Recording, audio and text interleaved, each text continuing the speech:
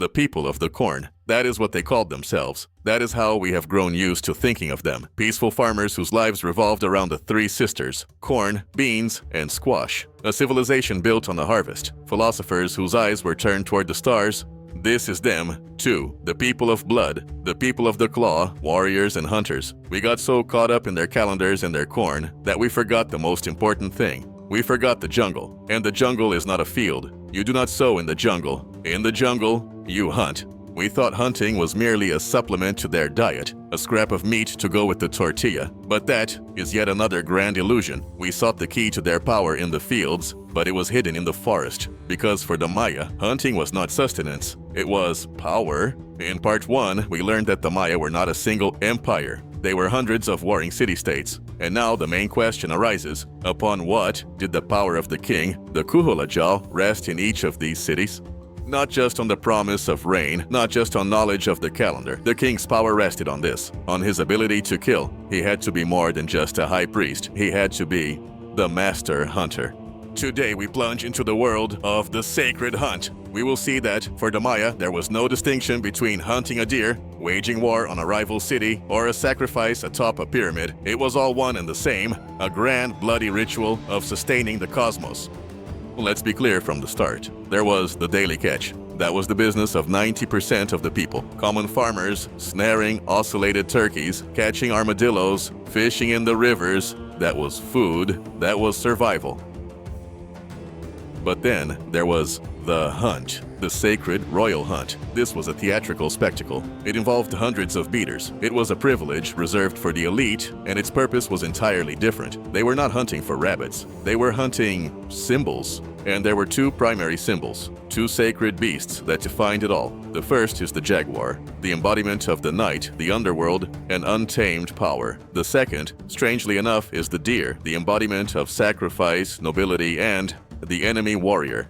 When the Ajaw set out to hunt the jaguar, he was not merely killing a beast. He was proving that he was its equal. He symbolically vanquished the night and chaos. He died as a man and was reborn as a deity. The jaguar throne in Chichen Itza is not simply a throne shaped like a jaguar. It is a declaration: I am the jaguar.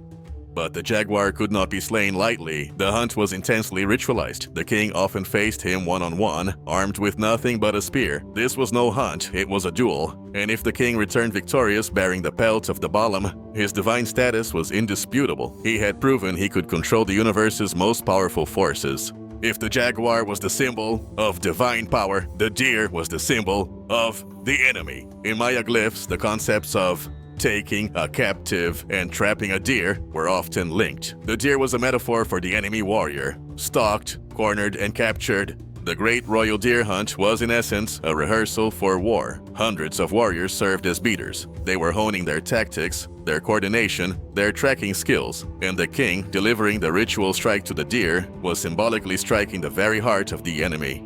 When the king of Tikal defeated Calakmul, he did not merely win a war. In the eyes of his people, he had conducted the greatest hunt. He stalked the serpent, the emblem of Calakmul, and offered it in sacrifice. Hunting was politics, and politics was war, and war was hunting. It was a single, unbroken cycle. But for smaller game, they had a silent weapon, the blowgun, the jub. It was perfect for hunting birds and monkeys in the dense undergrowth, where there was no room to swing a spear. The hero twins themselves, the divine founders of this civilization, were master blowgun hunters. To be a hunter meant to be like the gods. Like everything in Maya life, hunting was governed by the stars. You could not simply walk into the forest whenever you pleased. That would be an insult to the lords of the forest, the gods who owned the animals.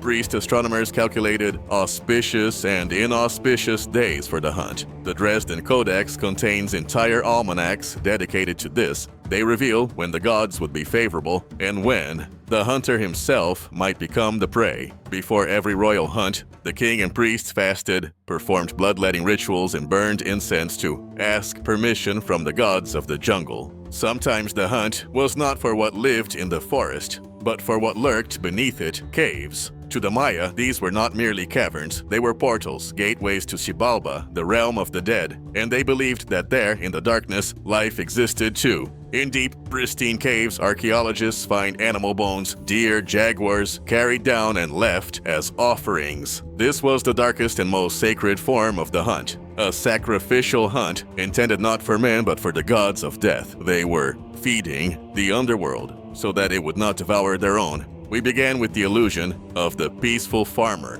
but we discovered a world where blood and feathers, war and the hunt, life and death were inextricably bound. The Maya were not merely the people of the corn, they were the masters of the forest. And to understand them, we must understand not only how they lived, but how they killed. But there remained one final hunt, the most terrifying of all, a hunt where the prey was man. In the next chapter, we descend into Xibalba. We will explore the sacred notes, the ball cords, and the mystery of human sacrifice.